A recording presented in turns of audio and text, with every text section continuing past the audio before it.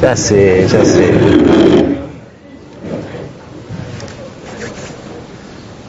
Bueno.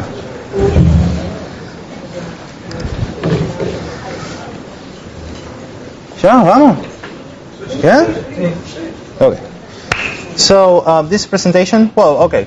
So, hold on. So I work at Syncom, I think you know. And my name is Andres, and I write VMs as of late and that kind of stuff.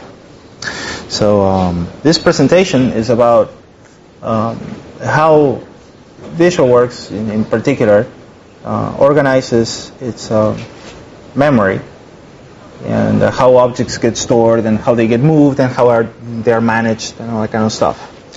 Now, I think there's a good reason to give this talk,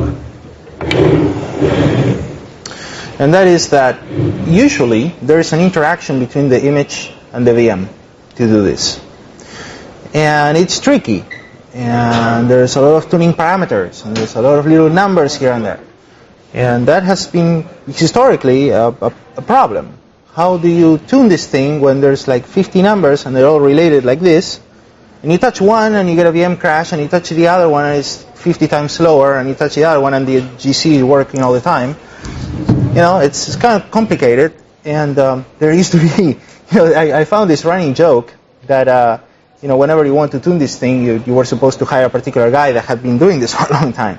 It's like, whenever you have these problems, you have to hire John McIntosh. So I hope to, not necessarily put him out of work, but make things easier for more people. So the first thing is to get an idea of how things are structured together. Because if we don't know, where things go, it's kind of hard. So first, objects are great, and the first thing that happens to them is that they get instantiated. You get a class, it's a new column, whatever. And in VisualWorks, there's this zone called the Eden, in which new objects get created. So whenever you say new, they go to this place. Now, of course, what happens when that fills up, right? Eventually, you're going to run out of space. So in VisualWorks, there's two more things besides Eden. There's the two semi-spaces, the semi-space A and semi-space B. So let's say that the semi-spaces start empty, and the Eden starts filling up. So this gets, turn, full. What to do? So you figure out what is garbage there, you throw it out, and the rest, usually, because of the observation that something like 90% of the objects die young, it's going to be small. So you copy that into one of the semi-spaces, let's say A there, right? And then you start filling up Eden again. And when that fills up, then you take whatever was not garbage in Eden plus whatever was not garbage in the semi-space A, because in the meantime it could have become garbage now, and you put that in semi-space B.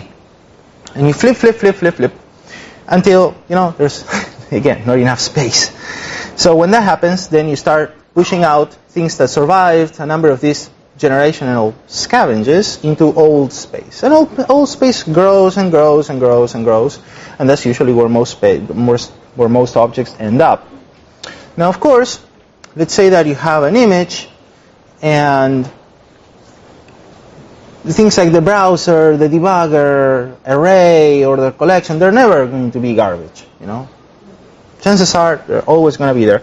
So you can move some of those things into perm space. And perm space is a permanent space that is usually not even garbage collected. So you don't even care, you say, oh, whatever. All that stuff is always going to be there, and because of that, then you don't really garbage collected actively, and that saves time. Now, in addition to that, there's two additional spaces in VisualWorks that is worth mentioning, and these are more storage spaces. These are not, actual object spaces. You can only store certain things in there. One is fixed space, and you notice that it's cross-hatched. Well, you notice. Yeah, okay, so it is cross-hatched. And in fixed space, you can store byte objects that are not supposed to move. For example, what happens when you use a DLLCC call and you want to, pass out a buffer, and you want the C, program to write into that? Well, right, but see, if you pass an object, a pointer to the object, and the garbage collector moves the object, and then the C program comes back and writes whatever, well, your program is not going to work for much longer. So, In fixed space, you can put essentially byte arrays and they don't move. And in large... Just for that case? Yeah, it's just for that. And in large space is like fixed space in a way, but objects can move. And the idea is, well, what happens when in certain applications you have huge byte arrays and they were in old space? Well, each time you would compact memory to make space, then you also have to copy the mess, right? Well, why bother? I mean, it's not going to make any difference. I mean, and usually it's going to be a huge thing that you have to move, and each time you move it, it's expensive. So ideally, those you put in large space where they more or less remain quiet, and then when you compact memory, you don't have to deal with that. So much for structure. But now, let's see how this works, right? So let's say that you create an object in Eden, right? And scavenge comes along because Eden got full. So it goes into one of the semi-spaces.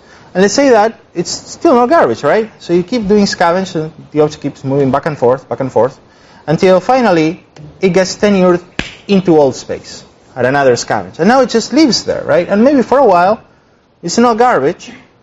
So everything's cool, you know. Here comes the object, ha ha ha. No garbage. Eventually, let's say that in VisualWorks, you perm save the image, making all of old space perm. So when you perm it, it goes down into perm space. And it stays there, and it will stay there until you do a so-called global garbage collect, in which you don't only collect garbage in old space and new space, but also in perm space. Now, usually you don't do this, right? Because the debugger is not going to go away, the browser is not going to go away, and so on. So you get the global GC, and now you can stamp it out of perm space. So far, so good? Good. I understand when an object moves from the old space to the permanent space, there's a special operation in which you convert all of old space. Like when you're sure you have more or less the stuff that is never going to go away, you save the image in a special way, and it becomes perm objects. Yes. On the large space, my impression was the large space is really new space, but that's where you put large byte objects that just don't fit into Eden, right? No. We'll see that. Okay. So, how things get stored, right? So, you can have a new object in Eden, and that's perfectly fine. But you can also, now these are pointer objects, right? Things that point to something else. You can also have a header in new space pointing to a body in fixed space, and that would be a new fixed object. And you can also have a new big object, pointer object such as an array, or you can also have a byte array that only has a header over there, and the body is in large space. And these things move by just moving the header, right? And the thing may stay there, and that may move over there too. Only when a large space is full will the whole thing go into old space. So, this is how things move around. This should be fine. Now, but this is the interesting part. What happens when you need to GC this thing? So you start here, right? And the first thing that happens is that you need to do a scavenge. You need to get rid of garbage in Eden, because that's where all the object churning happens, right? You create. Well, eventually you need to empty it. So in order to empty it, you need to determine which objects in Eden are not garbage. Now the problem is, well, let's say that I had an old object, like a huge array, and I was doing like, array new 1 million. And then 1 to 1 million do, at each put 2 at 3. Right, so put a point new or something. And now we have a reference from some object here to an object there. Well, if we have an image that is, say, 500 megabytes, each time we need to scavenge Eden, which is typically small, we would have to go find all the references in 500 megabytes. That's kind of irritating. And that's why there's a remember table. This table lives in old space. And it is a collection of all the objects that have a reference to something in new space. And so when you want to scavenge, you only need to go through these few, usually very few, objects to find, well, which objects here are definitely not garbage, and then you just throw everything else away. That's good. Now, VisualWorks has also, and besides the garbage collect, which stops everything, marks everything, sweeps everything, and throws all the garbage away, it also has an incremental garbage collector. And the incremental garbage collector works by starting to mark in an incremental fashion objects in old space.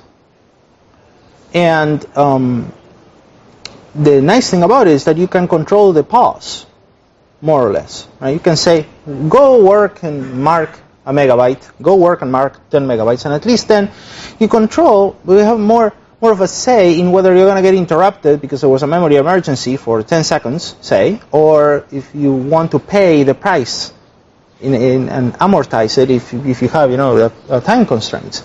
Now, what happens then is that because there's a remember table, it's kind of pointless for the incremental garbage collector to go to new space and start marking stuff.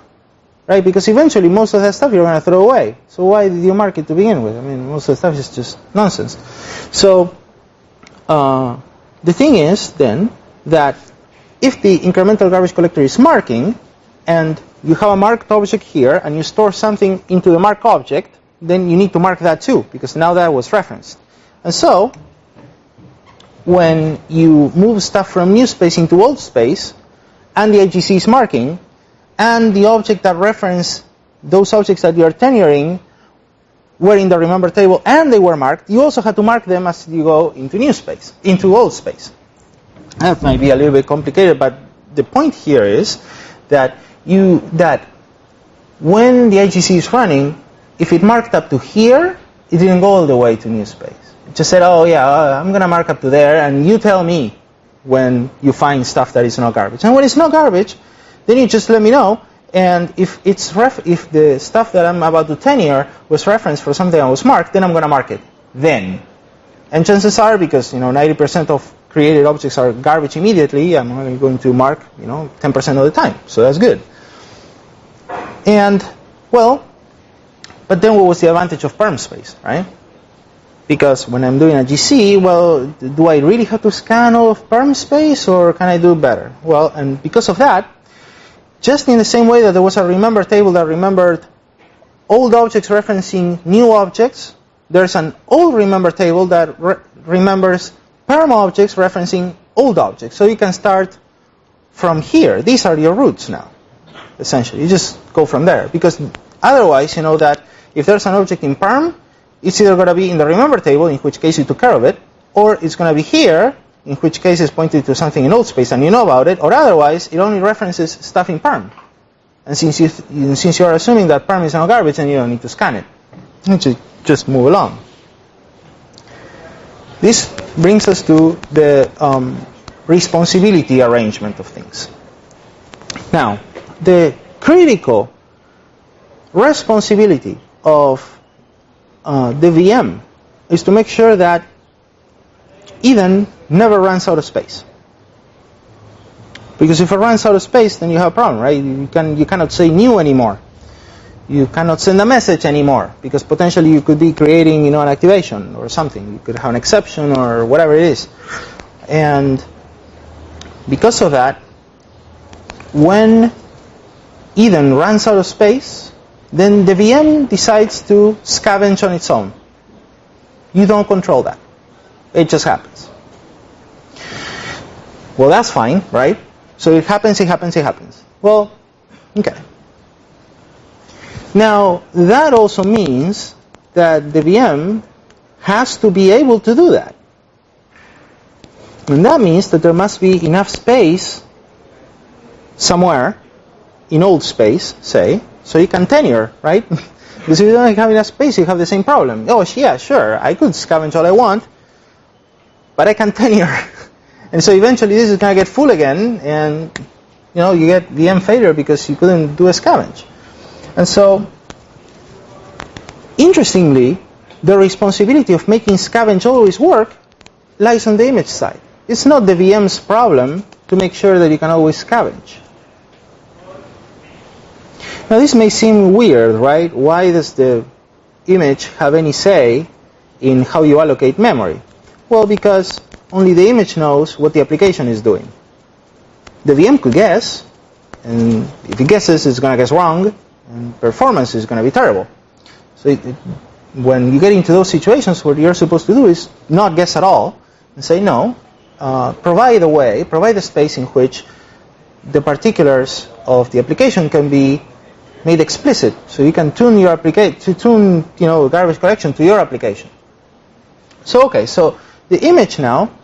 I have a question. Yes. Eden seems to be a lot larger than the semi-space. Huh?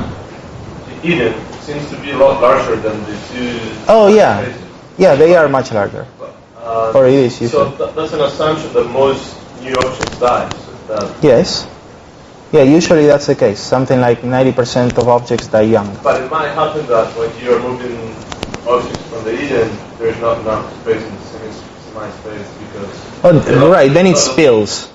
Then it spills over into all space. To all space. Oh, Right. Okay. Yeah, if it did, it's too big, okay, too bad, it didn't fit, so... You have again your form. Right. What does it say? Right. For instance, one of the bad cases is what happens when you have a huge collection here. I mean, this actually, customers brought this to our attention, that you could get an order collection essentially just as big as new space, and then you get a scavenge. And sure, you may have enough memory, but it was not contiguous, too bad. Oops, VM failure. So no, that's not reasonable. So yes. Yes, I just want to mention something. Maybe John, maybe he can tell me if I'm right or wrong, but I think VisualWorks has only two spaces of the same size, and when one of the spaces is full, it copies from that space to the other one. So, I don't know, is that right, John? You know that? That is correct. Yeah. So in that way, you never get out of space of the new, when you are copying objects of the new space. But then you copy more, right? No, why? Because the spaces are larger, no? Well, Yeah, you potentially copy more. It depends on how long you make them. But I'm just commenting that. Yeah. So if the image has to be very aware of what does it mean to have low memory, then it must have a way to tell, because it would be a bad thing for the image to have to be polling all the time the VM, hey, are you out of space? Are you out of space? Are you out of space? So for that, the VM will signal a low space semaphore when it detects, I'm running out of memory over there. So when that happens, a high priority process in the image will fire up, and that allows,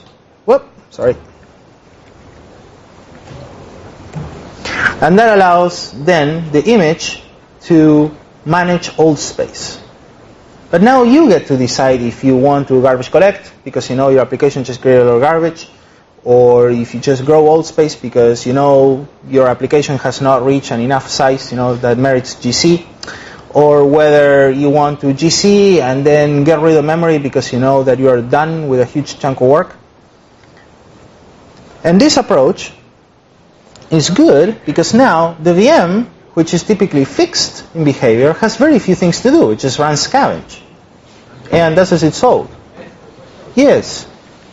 How do you know when you are short enough of space that you need to signal the semaphore? I mean, when you are already out of space, it's too late. Right. So how much earlier, when you have how much left, do you signal the semaphore? How do you set that number? I'm going to get to that. I'm going to get to that. So then the nicety of this approach is that on one hand you have the VM that has fixed behavior but it's doing very few things. Essentially scavenge and signal the semaphore. That's pretty good. And on the other hand, you put on the image most of the interesting thing. When to call garbage collect, how to call it, whether to grow memory or not. Well, how much you want to grow? You want to grow a little bit, a whole lot, not? Do you want to shrink? Do you want to call the IGC instead? Do you want to collect garbage in parm space too? That's a nice thing. And for that, there's a family of classes now called essentially memory policy that implement the behavior that you might actually want. So memory policies. The interesting bit, which is what Juan was referring to is what is the value, right? How much memory is enough? And for that, you have to look at the worst possible case scavenge. The absolute worst case in which you will need the most memory. Well, first, those things are full. So at the very least, minimum, you must have enough memory to tenure the whole Eden and a full semi-space. Because if not, then you get a problem, right? And mind you, right, there's a key distinction here between having enough available memory, but in 4-byte chunks, or enough contiguous memory that will allow you to tenure a big object. So those two numbers may not be the same, but you have to be very careful with both. In addition to that, it could be the case that, for example, you tenure everything except one object that for some reason you decide, well, that's not necessary to tenure now because it's very young. So you leave it here, right? But everything else that you tenured references that object. So all of those go into the remember table. So you must allow enough space for the remember table to grow. Because if you can't grow the remember table, again, you have a problem. VM failure because you couldn't scavenge properly. And in addition to that, it could be the case that even you have to grow the old remember table. Because now, let's say that you had things that were in the remember table because they were perm, but now that you tenure things, they are in old, and they are still referenced from perm space, so you need to grow that too. So you have to be aware of these things to give it enough room so that the VM can breathe properly. Because if not, at least in VisualWorks, the response is execution stops. And why is that? Well, because essentially, if you get into a situation where you cannot scavenge anymore because there's not enough space, the assumption is, you know what? You just created many more objects already than you were supposed to. You told me that you had a memory upper limit, and you just keep running against it. And so much so that you can't maintain enough safety for a scavenge. So essentially, you are in an infinite recursion or infinite loop, or you just try to create too much stuff, and you keep trying all the time, and you don't stop. So okay, fine, there, that will teach you. So, but it's nice to avoid that, right? And that's why it's nice that the memory policy lives in the image. There's one more case. So, for the purposes of an actual GC, not a scavenge, and GC is the one that collects, garbage in old space and all of that. What happens then is that all the objects can move, and so you would have to go to the native stack that Elio was talking about, and you have to go and change all the things that moved. But in addition to that, it's nice for the purposes of the GC to have some space to work, where you put your mark stack, or when you keep a list of the weak objects or the ephemerons. And in the VisualWorks VM, what happens is that the space dedicated to stack is used for one of these things. So you need to empty it. You need to get rid of it. Besides, then you don't need to update it either. But that means that now you need also, in addition to all of this, you need enough space to convert all those native stack frames into actual context objects, and they get dumped into new space or old space. So in addition to all of this, you must be able to flush the stack zone. And if you can't do this, GC fails. And that's a big problem, because if GC fails, you can't fix it anymore. So these are the type of considerations that you have to be aware of when you set what is that number that Juan was talking about. Yes? I didn't understand why you had to move objects from native stack to the object memory. When you did that, why?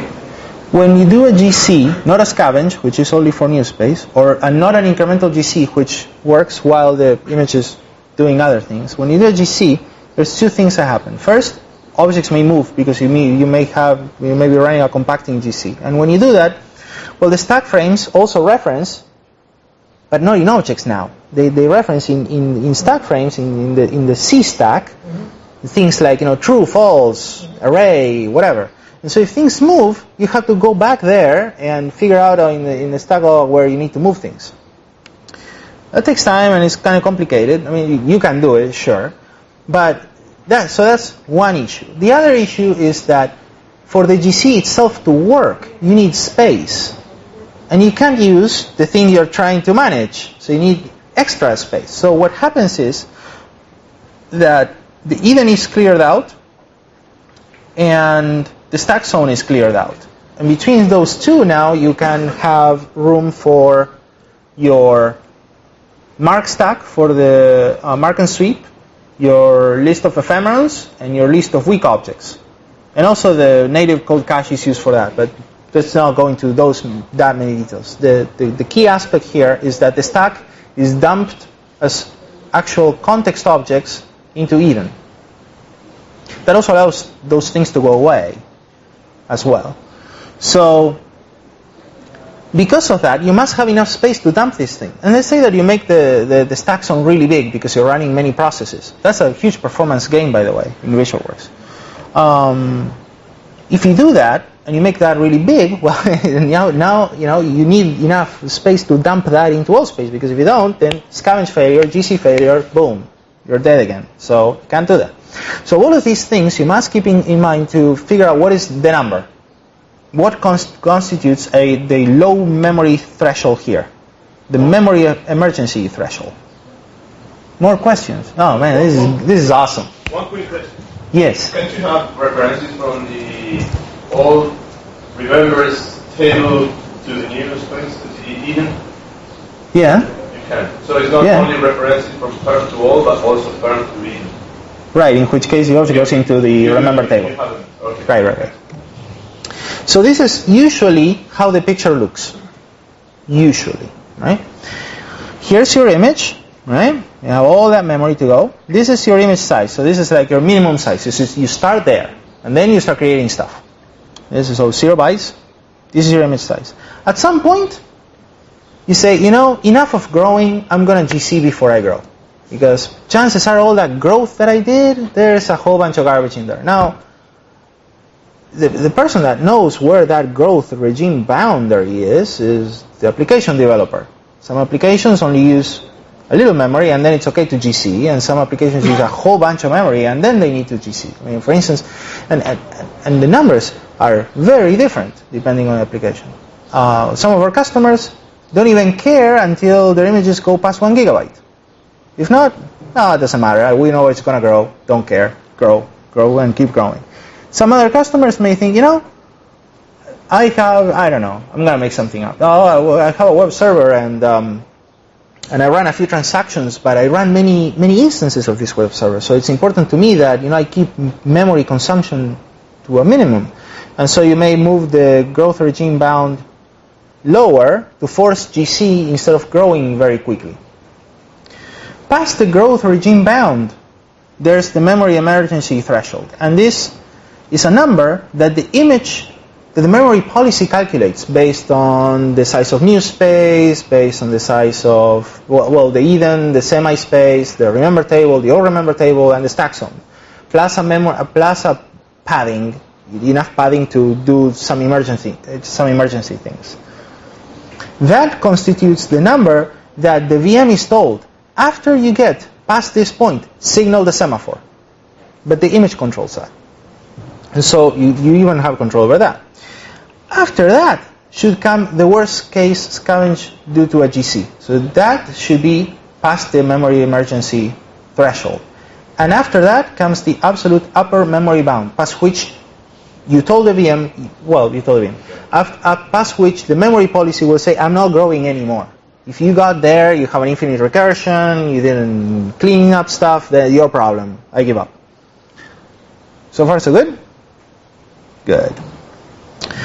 In addition, there's the growth increment, right? Because this is not a continuum. You grow memory in chunks. And the idea is that you grow a bunch, and you don't do anything. And then when you need, you grow another bunch. And hence, these are the old segments. The old space is segmented in chunks. And this is important, right? Because if these things are too big, then you grow too much for nothing. If they are too small, then you run into problems with object fragmentation, where you have a segment that is mostly full or half full, right? But you can't put something that is big in there because, off by 1 byte, I'm sorry, it doesn't fit anymore. And actually, we get customers that had in the past, had these problems where they could get to situations in which, they have a lot of teeny tiny segments, most of them use 51%, and now you cannot allocate something that is 50% of a little space, and they already are up to the memory upper bound. So they have a lot of free memory, but they can't use it. So that value is important.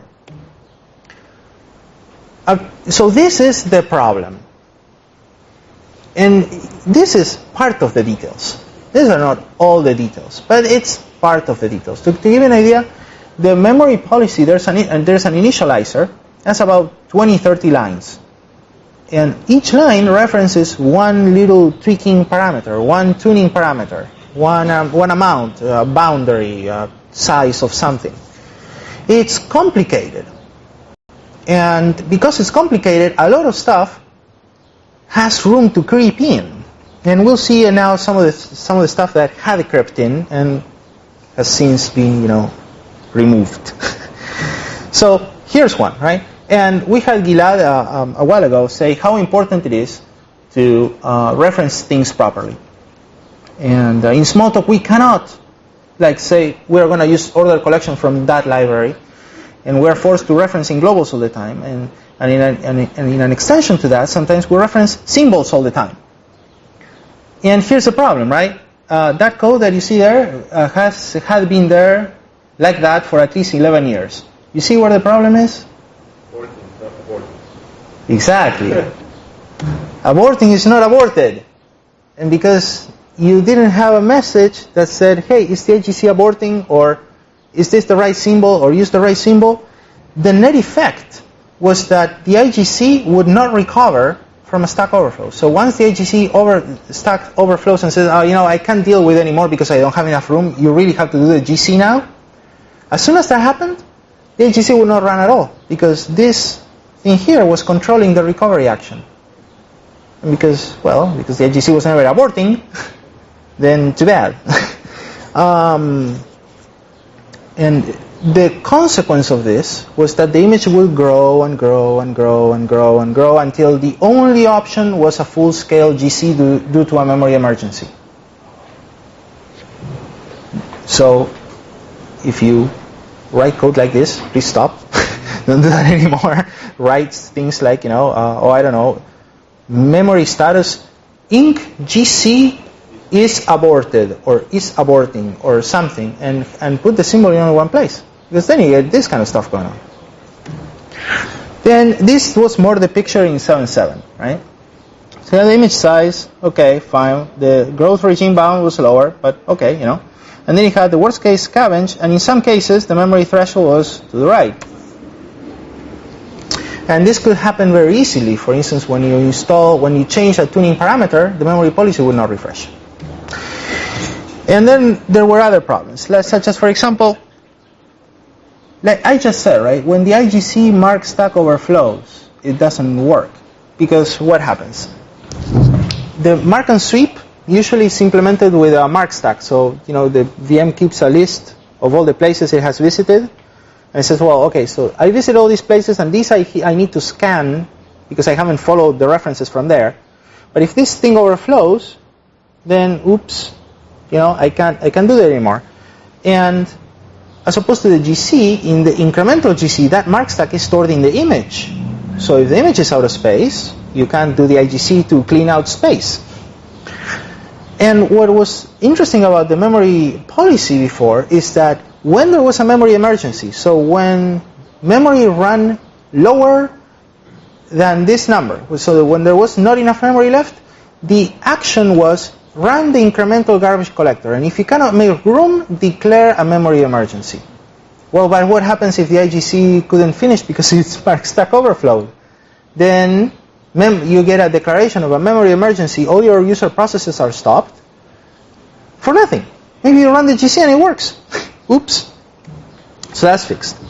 The other problem was that if you changed the tuning parameters for how big new space is and how big other things were, then the memory policy would not be updated. So now it would be running, with a bad calculation for what the worst case scavenge was. And of course, VM failure. That value there, usually it was about like 64 megabytes or something. Most applications today use more memory than that. I'm not saying that every application uses more memory than that. That may not be the case. Besides, you don't know. You don't know what people are doing with your product. They do really sometimes completely surprising things. But in most cases, that's not really suitable. The growth increment would look more like this, right? A lot of teeny tiny increments. But the problem with that is that you get too much garbage collection activity because the increment is too low. In particular, the data compactor would run way slower when there were many segments, because now they have to go and say, oh, does this object fit in this little segment? Ooh, no. Okay, well, let's try another one. No, neither. Let's try another one. No, neither. Let's try it. Oh, yeah, this fits. And it runs much slower. These segments don't need to be contiguous in memory. No, they don't need to be contiguous in memory. So that was a problem too. Also, the fragmentation problem that I mentioned before. You could make easily a workspace expression that would get a ton of 1 megabyte segments. This number was 1 megabyte. A lot of 1 megabyte segments, all of them full something like 520K, which is more than 512, right? So when you try to allocate another 512K object, well, you have basically half of your memory free and you can't use any. And the compacting GC will not help you, because no segment has enough space to move another object into one of the little segments. That doesn't work either. And this is probably one of my favorites. The memory policy, right, had a free memory upper bound, which was is yet another number that tells you how much memory you're willing to tolerate that is free and unused.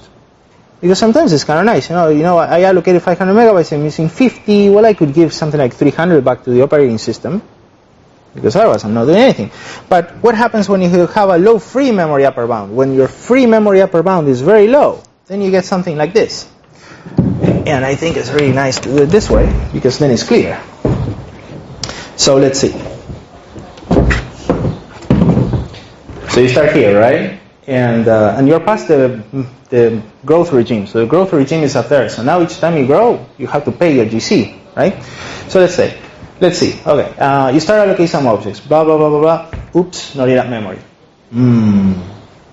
But I'm past the growth regime over there. So when I need more memory, well, it could be that there's a lot of garbage. Okay, well, let's garbage collect. Garbage collect. No, not enough memory. Oh, okay, grow. A little bit. And then you do something else, and then all these new objects that you created become garbage, right? And then you say, the incremental garbage collector runs, right? And then he says, oh, look, a teeny tiny bit of free memory, let's give it away. Oh, okay. Good. Oh, shoot, I need to create more objects, and there's not enough memory. Okay, fine. Garbage collect. You pay, right? Oh, not enough space. Oh, okay, grow. Okay. Oh, shoot, they became garbage. Okay, go back. Oh, I need to grow again. Garbage collect. Okay, fine. Now grow. You see, you spend your time doing garbage collect all the time. And that hits you, because then your application runs slow. It spends most of the time doing garbage collect. So you can't really do that and have a small... it's like you get hit on the head every time. Oh, you said 2 at 3. Oh, garbage collect. Oh, you said, string new, garbage collect. Enough. Knock it off. So, the fragmentation, right? Because of the allocation errors. And that. So, to solve all these problems, what? 5 minutes? No, yeah, right. That's not true. So, 5 minutes. Okay, fine. To solve all these problems, we have new technology. It's called tests. So now we have tests, right? Enough of trying to guess what is a proper combination for these 30 values. Run the tests. Not only that, not just run the test and tell me if the memory policy configuration is okay. How about you tell me, hey, you should really tune something because that configuration over there is messed up. You're sure to hit some performance problem if you run your image like this. But comment it. Put a comment there. See, write it up. Put it somewhere so you can actually see it and have a test fail if the thing is not up to spec and tell you what to do. Because if not, you don't see the problem. You don't know how to fix it, and now you're looking at 30 numbers, and you touch one, ooh, sorry, VM failure. You touch another one, ooh, your application runs 50 times slower. What was it? I don't know. Stop it. The other thing was stress tests. You need to really stress this thing to make sure that your assumptions are correct, because even then, with 30 values, you're sure to miss something. Here's one of them, for example. When you test, you're testing contextual application, or you're testing everything. You're testing an empty image. An empty image. Yeah, how do you do if you don't know how the application behavior will be? Well, you can run the test with your application loaded. Not only loaded, but well, at some point where you think this is a normal use scenario, and then you can run the tuner, and it will tell you, hey, you should increase large space. Hey, increase the stack space because you have too many processes. Something. So, in addition, I took John Brands and the refactoring browser guys, memory monitor, and I enhanced it quite a bit. So now you can see, for instance, how many times the native stack spilled, how many times the native code cache was not big enough, how many times you had mark stack overflows, and you can just click and run the IGC, the garbage collector, the global garbage collector. You can flash new space. You can run the multi-allocation profiler, and you can also write a CSV log, so you can look at later in Excel. And it also runs headless, so you can install it in an application, leave it running. So before and after, right? Wonderful. What did this do? Well, this is what happened. First, method, right? The legacy memory policy that is still in the image, it's not really the 7.6 memory policy. It's fixed, right? Because if you try to run the stress test on the old one, immediately, within 30 seconds, memory emergency or crash. So, no good. In 7.7, I put some fixes in. It's not a real thing because we're moving on to other memory policies that are better. Even then, 4 tests of the stress test, they don't even finish at all. So, enough of that. So, because of these figures here, I estimate that if they did work, they would take about a day. If you use the memory policy, the new memory policy, but don't tune the size of new space, the size of large space, the size of stack space, and all that kind of stuff, they run in about 2 hours and 40 minutes or so. Okay, but the default configuration we ship today, they run in 73 minutes. So I think that's noticeable. Like, for instance, look at this. This is no change, a bit of change, all the changes. Now, some cases, they run a little bit slower, but overall, because of this type of gains here, or here, right? Yeah, I think it's a good balance. Besides, the test run in something like half the time, or less. But I hear you, right? You're going to say, oh, yeah, sure, you made it up. You just wrote your stress test case just in any which way so that you could write your numbers. Well, I beg to differ. This is a video from the ESA conference last year. And in it, I was there. There was this print-to-web application. And while it was running, I mean, this is a frame of the video. You can download the video and see it for yourself. You see there, that little thing? That's the garbage collect icon. And it ran on garbage collect all the time during the demo. So we approach a guy and say, hey, you could tweak this and here. These were just preliminary changes. You could tweak a few things and it will run much better. And he did, and like the day after, guess what? He reported that it ran like two and a half times faster with only 2 small changes. So these type of changes make a big impact in real applications. And usually, they go unnoticed, unless you have the tools to know what's going on, how to fix it, how not to shoot yourself on your feet, with tests, say, and you can actually measure. This is important. So, VisualWorks 7.8 and beyond, we have a few things coming up. First, we need to address some problems with fixed space allocations, in which you can get into a situation where the VM thinks there's not enough space even though there is. So we need to fix that. And that's coming up for the next release. In addition, we already have in the builds as of last Friday, improved weak and ephemeron support for the incremental garbage collector. So now you can do whatever you want. You can do a weak object become an ephemeron change a class to byte array, whatever. It doesn't matter. The incremental garbage collector will continue to work properly, which is a good thing. The IGC, we're going to see if we can tune it a bit better, because just as with the growth increment used to be a megabyte because it was targeting really old machines, well, the IGC tuning is also targeting old machines, so we'd like to fix that. We are going to prevent garbage collector and incremental garbage collector max stack overflow, so you don't get the overflow problem anymore, because whenever you get an overflow on the max stack, then you need to rescan everything. In the case of the GC, which takes time, or in incremental garbage collector, you need to abort it completely. And then you get the problem that, your image runs out of memory, and the only way you fix it is by doing a GC. Right now in the builds for 7.8, we have the GC mark stack overflow protection. So the GC, I don't think, it's going to be rare, could happen, but it should be very rare that the GC mark stack overflows. A very simple experiment shows that GC runs like 20% faster because of that. And that will happen whenever there's an object bigger than new space. So if you do like array new 10 million, immediately GC mark stack overflow. So getting rid of that is a good thing. We also noticed that the garbage collector does not move large objects back into large space. So it will be nice to fix that. And we also have added already switches so you can override the memory configuration without having to start the image, change the parameters, and save it again, so you can do it on the command line. So we had enough questions and we ran out of time, so thank you. Well, thank you.